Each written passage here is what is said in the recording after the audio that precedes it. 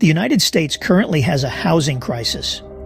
Over the past decade, home prices in the United States have skyrocketed, increasing by approximately 60% when adjusted for inflation. This trend isn't just a blip on the radar, it's a seismic shift that has sent shockwaves through the housing market, reshaping the landscape of home ownership in America. This significant rise in home prices can be attributed to several factors. The first is a robust economy that has been growing at a steady pace, leading to increased demand for homes. Second, there has been a decrease in the supply of homes available for sale, which has compounded the upward pressure on prices. Third, low interest rates have made it cheaper to borrow money, pushing more people into the market and driving up prices. The effects of these factors combined have resulted in a situation where home ownership has become increasingly unaffordable for many Americans. Today, the dream of owning a home is becoming ever more elusive for people across the country. It's not just those in traditionally expensive markets like New York City or San Francisco who are feeling the pinch. Even in smaller cities and towns, home prices are spiraling out of control, leaving many potential homeowners on the sidelines. This drastic increase in home prices has put the dream of homeownership out of reach for countless Americans. It's a situation that, if left unchecked, could have serious implications for the future of our country. Before we dive in, please like and subscribe.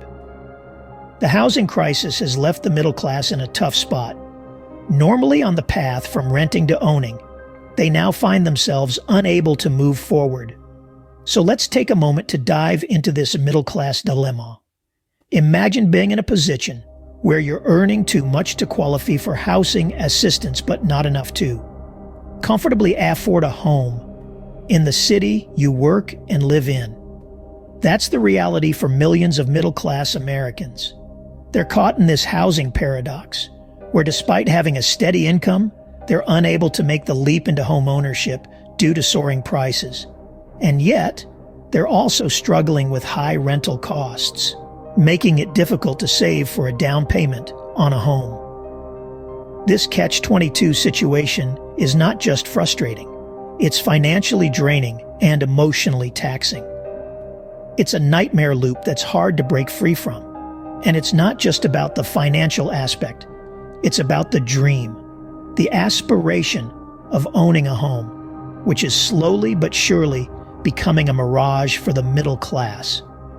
This middle-class dilemma is a significant piece of the puzzle in understanding the housing crisis.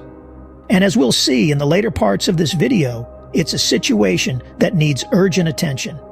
So, stay tuned and please subscribe to my channel for more content like this. On the other side of the coin, renters are bearing the brunt of high rental costs. It's like a scene from a Dickensian novel, but set in 2024 America. A large proportion of renters are pouring more than half of their hard-earned income into housing. Economists, the folks who study this stuff, have long considered spending more than 1/3 of your income on housing unsustainable. Yet, here we are. Imagine it this way. You work 5 days a week, but by Wednesday, everything you've earned is already earmarked for your landlord. That's not even considering utilities or groceries, let alone the occasional night out or a much-needed vacation. It's a tightrope walk on a windy day, my friends. This isn't a localized issue either. From the bustling streets of New York to the sunny side of California, this financial strain is widespread. It's not just the struggling artist in Brooklyn or the single parent in San Francisco. It's the school teacher in Chicago, the nurse in Austin, the small business owner in Denver, all grappling with the same financial burden. Now, this isn't just about the struggle of individual renters. It's a collective issue, a societal issue. This financial burden on renters is not just an unfortunate side effect. It's adding fuel to the fire of the housing crisis, exacerbating the issue, making it a whirlwind that's becoming increasingly difficult to escape from. This financial burden is widespread and is adding fuel to the fire of the housing crisis. Adding to the crisis is the critical shortage of housing in America. Over the years, there's been a failure to construct enough homes to meet the burgeoning population demands. As we continue to see the population grow, the number of homes being built is simply not keeping pace. This isn't a case of slow builders or unskilled labor, but rather a complex issue involving zoning laws, land availability, and the cost of construction. It's like an ever-tightening knot. The fewer homes we have, the higher the prices climb. It's basic economics. When supply is low and demand is high, prices will inevitably rise. This shortage is not just a number on a page. It's a reality that's pushing home ownership out of reach for many Americans. This shortage is not only driving up prices, but also creating a competitive market where demand far outstrips supply. It's a tough situation, one that needs urgent attention and thoughtful solutions. To make matters worse, mortgage rates have more than doubled compared to a decade ago. This increase is like a 1-2 punch for those attempting to own a home. Not only are houses more expensive, but the cost to borrow money for these homes has also skyrocketed. This rise in mortgage rates exacerbates the affordability crisis, making the dream of owning a home seem even more elusive. Let's put it this way. Imagine you're buying a home and securing a loan for, say, $200,000. A decade ago, with mortgage rates at about 3%, you'd be looking at a total cost of about $300,000 over a 30-year period.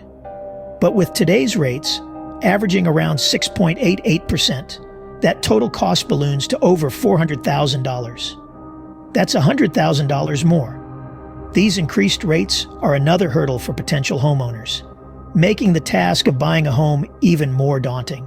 In response to the housing crisis, the government has proposed measures to help alleviate the situation. President Joe Biden, recognizing the gravity of the situation, has put forward a plan to fund the construction of 2 million housing units. The intention is to increase the supply of homes, thereby easing the pressure on rising house prices.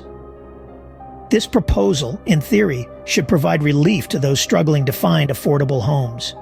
Yet, the government's efforts do not stop at increasing the housing supply.